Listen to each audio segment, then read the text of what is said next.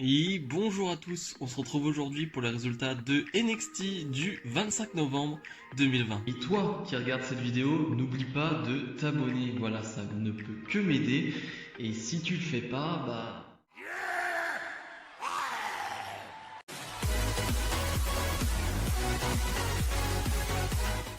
Et on débute le show avec Ember Moon face à Candice LeRae.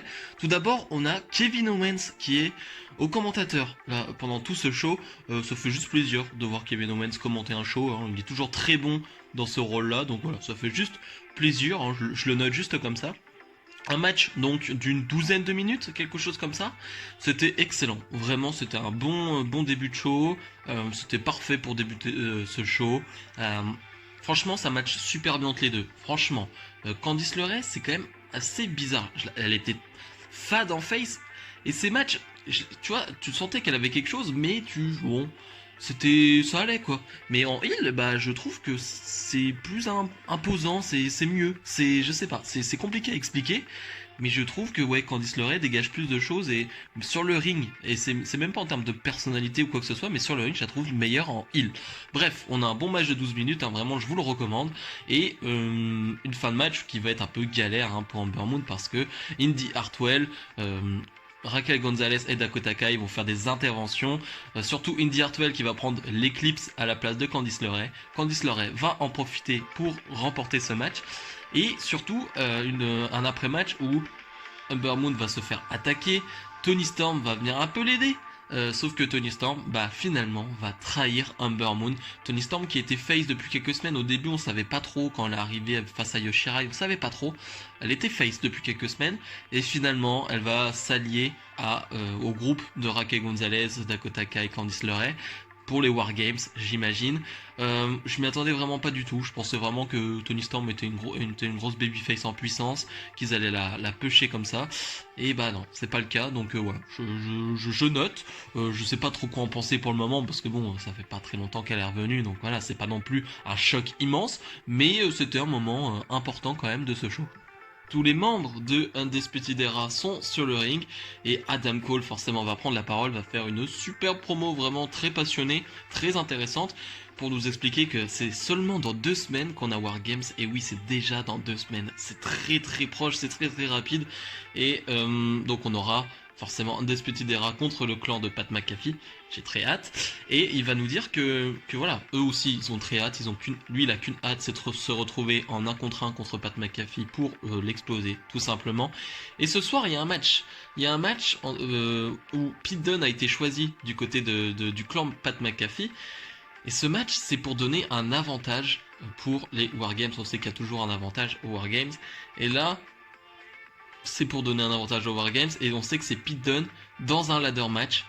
Et donc il faut choisir un membre d'Undisputed Era, et c'est Kyle O'Reilly qui va direct dire moi je veux, je suis chaud, je suis fin prêt après ce que Pete Dunne m'a fait, je suis fin chaud. Et tout le monde va dire ok, on est d'accord, et je trouve ça cool. Après le petit run solo qu'a eu Kyle O'Reilly, de le remettre en solo comme ça, de lui donner une confiance, je trouve que c'est cool, même en termes de booking on va dire, que Undisputed Era fasse confiance à Kyle O'Reilly à ce point, alors que voilà, Adam Cole est le chef du clan, il aurait pu être Roderick Strong aussi, on sait qu'en solo voilà. Donc c'est Kyle O'Reilly qui est choisi et qui va affronter Pete Dunne ce soir dans un ladder match. Ça c'est très cool. Et voilà, comme d'habitude, Adam Cole qui va terminer en disant et ça c'est Undisputed. Donc vraiment c'était une super promo, vraiment une bonne promo de Adam Cole.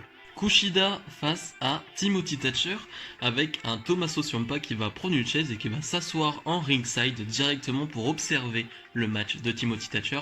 On le sait, hein, Ciampa est venu voir, on va dire, est venu challenger Thatcher il y a quelques semaines, il y a 1 ou 2 semaines. Donc voilà, on sait pas trop ce qui se trame derrière tout ça.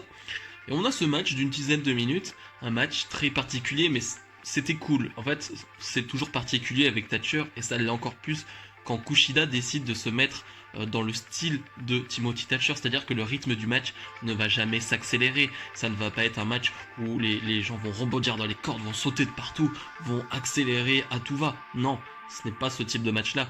Mais c'est un match où Timothy Thatcher va essayer de prendre l'ascendant au sol avec des soumissions et avec des clés de bras, des trucs très basiques au début du match. Mais Kushida, qui est très doué aussi dans ce domaine, eh ben, il va riposter, il va contrer et il va essayer lui aussi de prendre le dessus dans ce domaine-là. Donc c'était très intéressant à suivre, vraiment.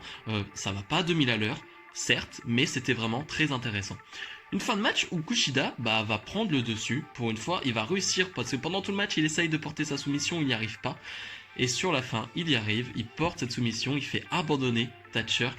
Kushida, ça fait quand même pas mal de victoires importantes. Depuis quelques semaines, quelques mois, là, il est quand même en train de monter du côté de NXT. Ça m'étonnerait pas qu'on le voit d'ici peu de temps challenger Finn Balor. Ou alors, enfin vraiment, je le sens bien. En tout cas, je le sens bien, Kushida. Et on rassure pas qu'il va s'en aller, qu'il semble un peu déçu de la prestation de Thatcher. Donc on va voir où ça va nous mener, parce que, bon, Thatcher a dit qu'il avait aucun problème avec Ciampa, donc on verra bien. Mais en tout cas, c'était un match très intéressant à suivre. Kevin Owens Show, et oui, à NXT, on a un Kevin Owens Show avec pour invité le champion nord-américain Leon Ruff. Et j'ai adoré ce Kevin Owens Show, j'ai adoré l'attitude de Kevin Owens qui va faire beaucoup de blagues, mais qui va être tellement gentil, tellement mignon avec Leon Ruff. Et c'est peut-être aussi ce qu'on avait besoin pour Leon Ruff, tout simplement.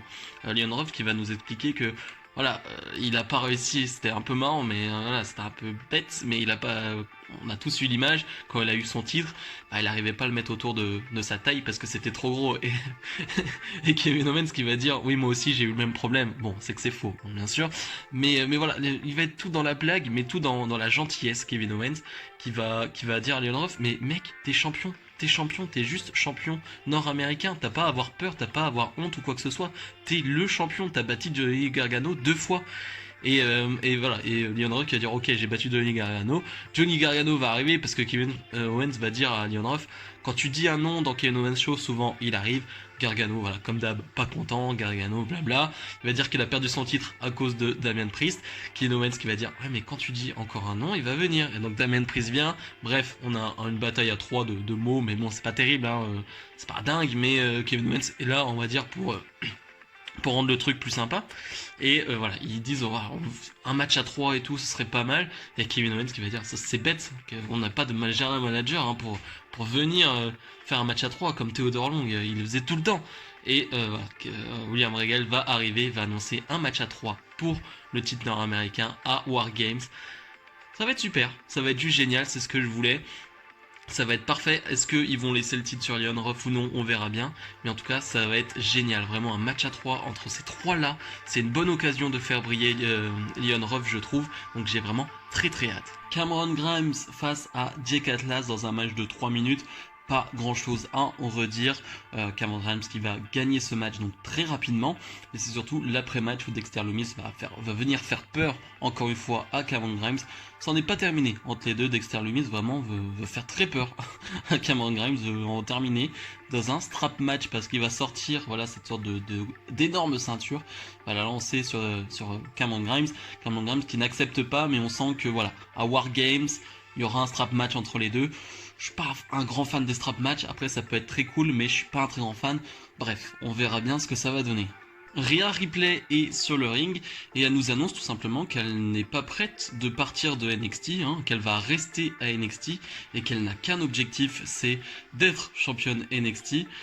Candice LeRae va arriver avec Dakota Kai, enfin bref, tout le monde va arriver avec Toni Storm, et surtout Candice LeRae va dire voilà, j'ai fait quelque chose que t'étais pas capable de faire. Et il y a Yoshirai qui va arriver sur le dos, enfin sur les épaules de Raquel Gonzalez, totalement inconsciente. Voilà, ils ont attaqué Yoshirai et ces 5-là vont, 4 ou 5, je ne sais plus, ils sont 5, vont attaquer Rhea Ripley, vont vraiment la mettre KO. Et on sent clairement qu'on arrive pour les War Games et que Rhea Ripley et Yoshirai seront dans l'équipe des gentils, entre guillemets, des face. Et que voilà, les heals, on les connaît, la type de heal, on la connaît là depuis quelques temps. Mais voilà, on sent clairement qu'il n'y aura pas de match 1 contre 1 pour le titre NXT, mais que Yoshirai sera ajouté dans les War Games, ce qui est pas plus mal. Everrise est sur le ring, mais ils vont se faire attaquer par les Young Grizzled Veterans. Voilà cette équipe d'NXT UK qu'on avait vu lors d'un tournoi et qui nous disent clairement au micro qu'ils vont être du côté de NXT. On s'en doutait, hein, il y a un moment donné, on les voyait, on se pensait que ça allait être qu'ils allaient arriver. Bon, il y a le Covid, donc c'est un peu compliqué, mais là, en tout cas, ils sont là. Et je trouve ça pas mal, je trouve ça bien, il faut un peu de fraîcheur dans cette division tag, de nouveauté et surtout d'équipe, parce qu'il en manque vraiment, il manque vraiment d'équipe, donc je trouve ça bien. Il m'avait vraiment fait une bonne impression lors du tournoi, donc c'est quand même un bon rajout et vraiment un bon ajout dans cette division par équipe. Le main event, Pete Dunne face à Kyle O'Reilly dans un ladder match. Un match de l'échelle, donc déjà quel bonheur de se dire qu'on a en main event d'un NXT, un show hebdomadaire, un ladder match. Déjà, c'est un bonheur immense, et quel bonheur de se dire que c'est un match entre Pete Dunne et Kyle O'Reilly. Donc bref, parlons de Pete Dunne déjà. Pete Dunne, physiquement, on en a déjà parlé les dernières semaines, mais là on l'a vu vraiment en tenue de combat, en tenue de match. Ok, grosse transformation physique de Pete Dunne quand même. Hein. Au niveau le plus impressionnant, c'est les bras quand même. Les bras sans contracter comme ça, tu vois. Ouais, ok. Les bras, les épaules, les pecs, tu fais ok. Le gars a bien bossé pendant ce confinement et tout. Il a bien bossé, Pete Dunne. Bref, on a un vrai bon match, un vrai bon ladder match. Alors pas un ladder match en mode ça va voltiger, ça va... Non, pas dans le sens là, mais un ladder match dans le sens où tu veux une échelle dans la gueule, je vais te la mettre. Si tu veux, on fait une superplex, on tombe sur une échelle, c'est hyper dangereux, vas-y on le fait. C'est que des trucs comme ça, que des... Je te jette l'échelle dans la gueule, tu retombes sur l'échelle. Enfin bref, c'est assez violent avec les échelles, mais c'est ce qu'on veut et c'est ce qu'on voulait, c'est ce qu'on aime. Quand t'as Pete Dunne et Kyle O'Reilly, c'est ce que t'attends. Des grands coups de la corde à linge, des grands chops, enfin bref.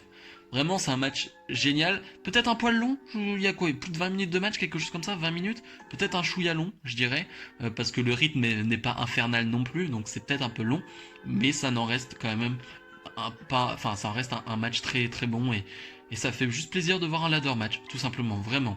Un final où quelqu'un de masqué va intervenir, va faire tomber Kyle O'Reilly de l'échelle. Pete Dunne va en profiter et remporter ce match. Donc Pete Dunne va donner un avantage à son équipe. Le gars masqué, on se doute peut-être que c'est Pat McAfee, on ne sait pas, on n'a pas de réponse. Mais voilà, en tout cas Pete Dunne donne un avantage à son équipe. Et ça finit très bien ce show. Bilan de ce NXT, j'ai que des choses positives à en dire.